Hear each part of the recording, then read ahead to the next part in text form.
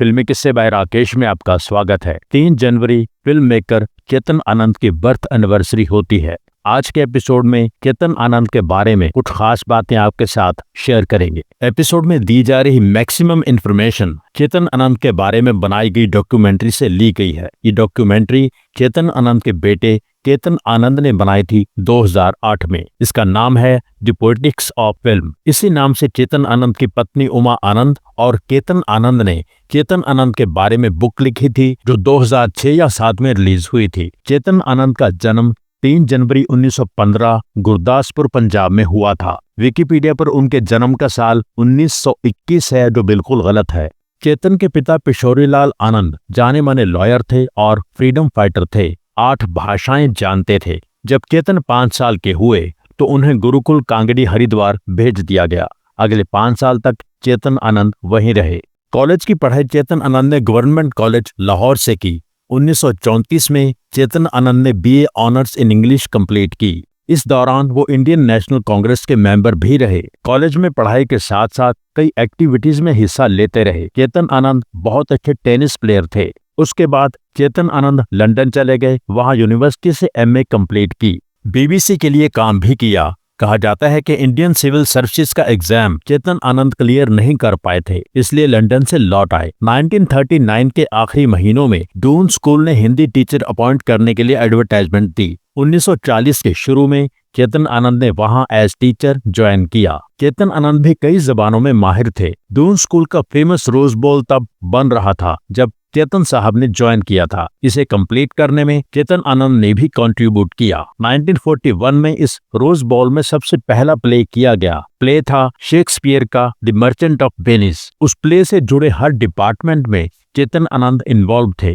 चेतन साहब को म्यूजिक से बहुत लगाव था। वो वायलिन बहुत अच्छा बजाते थे। 1943 में चेतन आनंद ने उमा चटर्जी से शादी कर ली थी, जिन्हें वो पहले से जानते थे। उमा चटर्जी लाहौर में रहने वाली बंगाली क्रिश्चियन परिवार की लड़की थी। उमा के पिता ज्ञानेश चंद्र चटर्जी लॉ कॉलेज लाहौर के प्रिंसिपल थे। उमा चटर्जी चेतन आनंद से शादी करके उमा आनंद बन गईं। उमा आनंद की नानी के भाई की बेटी थी मोना सिंघा, यानी उमा आनंद की माँ की कजन थी मोना सिंघा, जिन्हें हम कल्पना कार्तिक के नाम से जानते हैं, जो आगे चल के देव आनंद की पत्नी बनी। खैर, शादी करके चेतन आनंद अपनी पत्नी के साथ डून स्कूल में ही रहने लगे। उन दिनों चेतन आनंद अपनी जिंदगी को और बड़े स्केल पर ले जाने की सोचने लगे। उन्होंने स्क्रिप्ट्स लिखनी शुरू कर दी। बम्बई भेजने लगे फिल्म बनाने के लिए। इस बेचैनी ने चेतन आनंद को बम्बई ही पहुंचा दिया। देव साहब के एपिसोड में आपको बताया था कि देव आनंद जब बम्बई पहुंचे थे तब उन्हें चेतन आनंद ने ही रिसीव किया था। फिर चेतन एक बार वापस देहरादून लौट आए थे।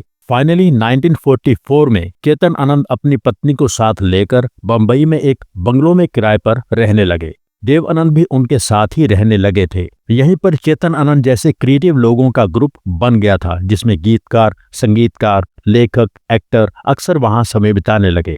इस ग्रुप में थे बलराज साहनी, मोहन सहगल, पंडित रविशंकर, जोहरा सहगल और भी कई लोग थे। इनमें से ज्यादातर लोग इप्टा से जुड़े थे, इंडियन पीपल्स थिएटर एसोसिएशन। शायद बहुत कम लोग जानते होंगे कि इन्हीं दिनों चेतन आनंद की किंग अशोका के बारे में लिखी एक कहानी निर्देशक फणी मजूमदार को बहुत पसंद आई थी। फणी मजूमदार ने चेतन आनंद और नरगिस को कास्ट करके फिल्म बनाई थी, पर फिल्म कभी रिलीज नहीं हो पाई। बहरहाल चेतन आनंद के घर पर ही इस क्रिएटिव ग्रुप में फिल्म नीचा नगर का जन्म हुआ। जर्नलिस्ट राइटर हयातुल्लाह अंसारी की एक कहानी थी जिससे फिल्म के लिए डेवलप किया जर्नलिस्ट राइटर ख्वाजा अहमद अब्बास ने। यह भी कहा जाता है कि नीचा नगर की कहानी रशियन लेखक मैक्सिम गोर्की के 1902 के प्ले द लोअर डेप्थ्स से इंस्पायर्ड थी। उस दौर में नए लोगों के लिए फिल्म बनाना बहुत ही मुश्किल काम था, क्योंकि सरकार ने सारा रॉ स्टॉक अपने काबू में कर रखा था। रॉ स्टॉक यानी वो रील जिस पर फिल्म शूट की जाती थी। कुछ सिलेक्टिव लोगों को ही रॉ स्टॉक दिया जाता था। चेतन आनंद के एक दोस्त थे रफीक अनवर, जो कथक डांसर थे।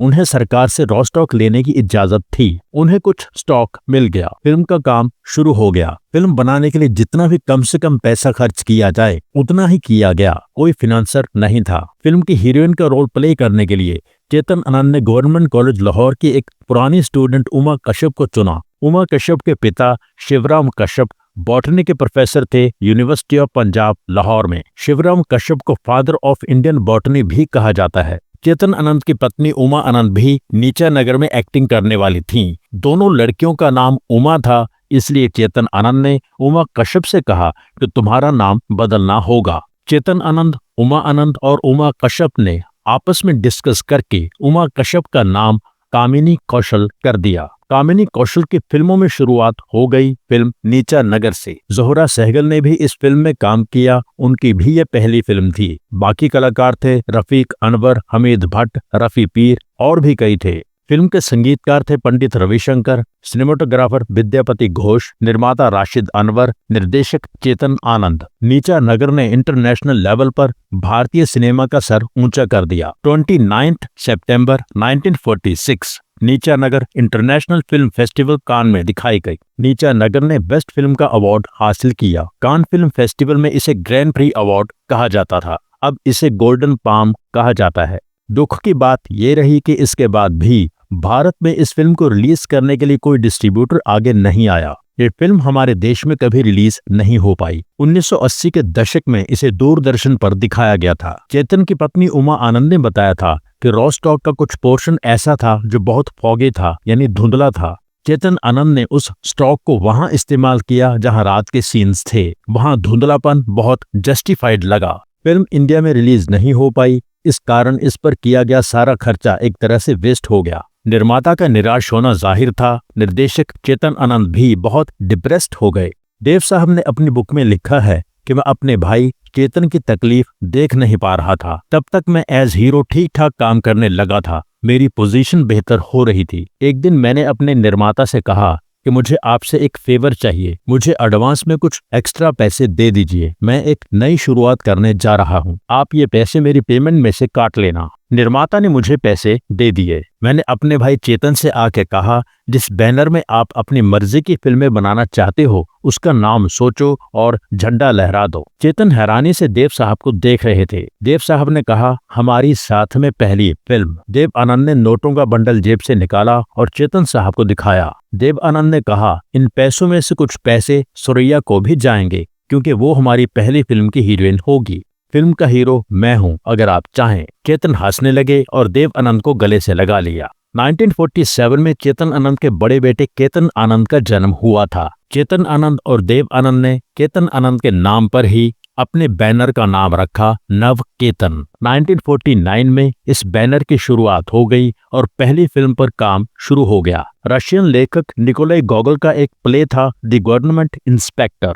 इसे द इंस्पेक्टर जनरल नाम से भी जाना जाता है। इस पर आधारित प्ले इप्टा के लिए कई बार परफॉर्म किया गया, जिसमें चेतन आनंद और बलराज साहनी एक्ट करते थे। इसी पर आधारित फिल्म बनाई गई अफसर, ये 1950 में आई, यानी नवकेतन बैनर की पहली फिल्म 1950 में आई। संगीतकार एस.डी. बर्मन की नवकेतन बैनर के साथ ये पहली फिल्म थी। कैमरामैन वी रात्रा की भी इस बैनर के साथ ये पहली फिल्म थी। फिल्म सबको पसंद आई पर कमर्शियली कामयाब नहीं हुई। देव साहब ने अपने बैनर की अगली फिल्म डायरेक्ट करने के लिए अपने दोस्त गुरुदत्त को मौका दिया और फिल्म बनी बाजी। ये 1951 में आई। ये नवकेतन बैनर की पहली बड़ी हिट थी। बाजी बलराज साहनी की लिखी इकलौती फिल्म थी। बाजी कल्पना कार्तिक की पहली फिल्म थी। चेतन आनंद ने ही कल्पना को देव आनंद से मिलवाया था। इसके बाद चेतन आनंद ने अगली फिल्म डायरेक्ट की, जिसकी कहानी अमृतसर में हुई एक सच्ची घटना पर आधारित थी। फिल्म थी आंधियां। देव आनंद, निम्मी, कल्पना कार्तिक। इसके लेखक थे चेतन आनंद और हमीद भट्ट।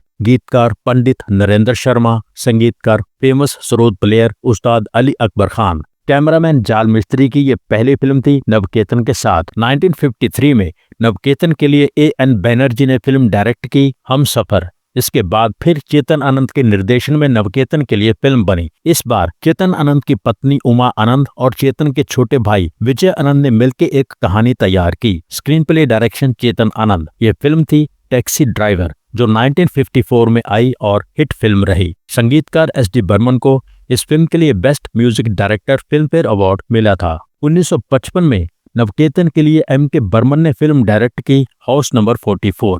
फिर 1956 में चेतन आनंद के निर्देशन में फिल्म बनी फंटूश। फंटूश के बाद चेतन साहब ने नवकेतन बैनर के बाहर काम करने की प्लानिंग शुरू कर दी। कहा जाता है इस दौरान चेतन आनंद ने खुद एक फिल्म प्रोड्यूस की, डायरेक्ट की, जोरू का भाई, पर फिल्म नहीं चली। चेतन आनंद ने एक और फिल्म बनाई जिसमें वो हीरो भी थे। इस फिल्म को अर्पण नाम से भी जाना जाता है, अंजलि नाम से भी जाना जाता है। ये फिल्म 1957 में आई, ये भी नहीं चली। चेतन आनंद बहुत सेंसिटिव इंसान थे, ज्ञानी थे। नॉर्मल मसाला फिल्मों की तरफ उनका झुकाव नहीं था, इसलिए रूटीन फिल्मों से वो अनकंफर्टेबल महसूस करते थे। उनका मन और तरह की कहानियां पसंद करता था। वो कुछ और कहना चाहते थे जो दुनिया सुनना नहीं चाहती थी। चेतन आनंद प्रोफेशनली खामोश हो गए। इस दौरान उनकी बहुत सालों से बन रही एक फिल्म पेंडिंग थी, किनारे किनारे, जो 1963 में आई। 1957 से लेकर यहाँ तक उन्होंने कोई प्रोजेक्ट नहीं बनाया। फंटूश के बाद नवकेतन के इन हाउस डायरेक्टर बन गए थे चेतन आनंद और देव आनंद के छोटे भाई विजय आनंद। विजय आनंद के निर्देशन में ही बनी 1960 में फिल्म आई काला बाजार।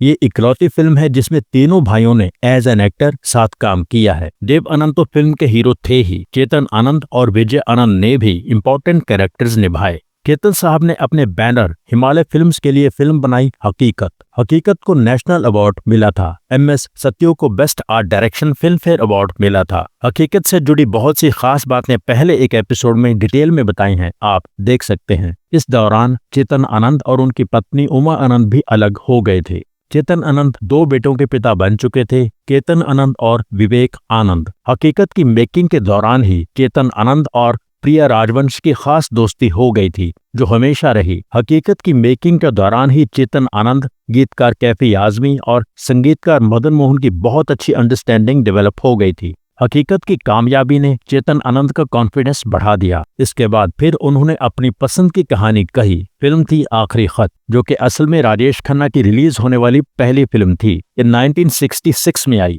ऐसा कहा जाता है कि संगीतकार मदन मोहन ने चेतन आनंद को आखिरी खत के लिए संगीतकार खयाम का नाम सजेस्ट किया था। इसके बाद 1970 में जो फिल्म आई वो चेतन आनंद की बनाई बहुत असाधारण फिल्म थी। इसके सारे डायलॉग्स पोइट्री में थे। कैफी आजमी साहब का जादू, संगीतकार मदन जी का जादू। फिल्म थी हीर रांझा। आज भी इस सब्जेक्ट पर बनी ये बेस्ट फिल्म मानी जाती है। इसके गाने आज भी पॉपुलर हैं। 1973 में चेतन साहब के निर्देशन में बनी 2 फिल्में रिलीज हुई।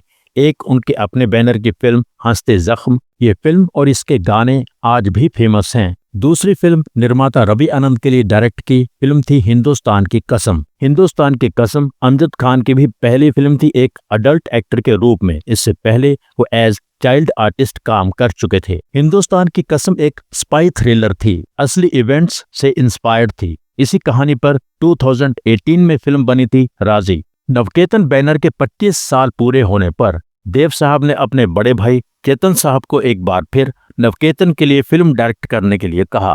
फिल्म थी जाने मन, जो एक तरह से टैक्सी ड्राइवर की ही रीमेक थी। ये फिल्म 1976 में आई। इसके बाद चेतन आनंद ने एक बार फिर देव आनंद को लीड एक्टर लेकर अपने बैनर हिमालय फिल्म्स के लिए फिल्म बनाई साहिब बहादुर, जो नवकेतन बैनर की पहली फिल्म अफसर की रीमेक थी। ये 1977 में आई थी। इसके बाद चेतन आनंद के निर्देशन में फिल्म आई कुदरत। ये 1981 में आई।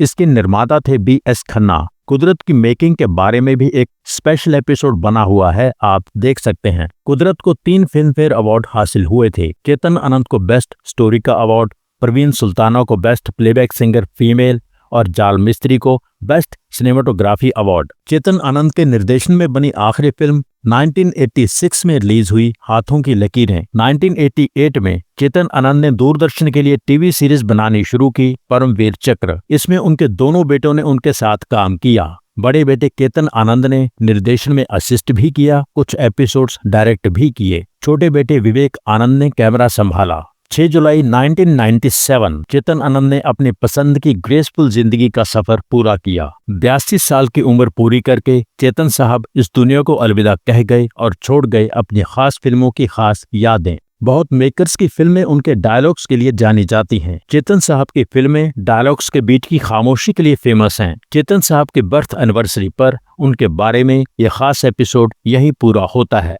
एपिसोड के बारे में अपनी राय जरूर लिखें। Thank you so much. जिन दोस्तों ने चैनल सब्सक्राइब नहीं किया है प्लीज सब्सक्राइब कर लीजिए। सब्सक्राइब करके बेल आइकन में ऑल पर क्लिक कीजिए। एपिसोड लाइक कीजिए, शेयर कीजिए, कमेंट कीजिए। Thank you so much for watching.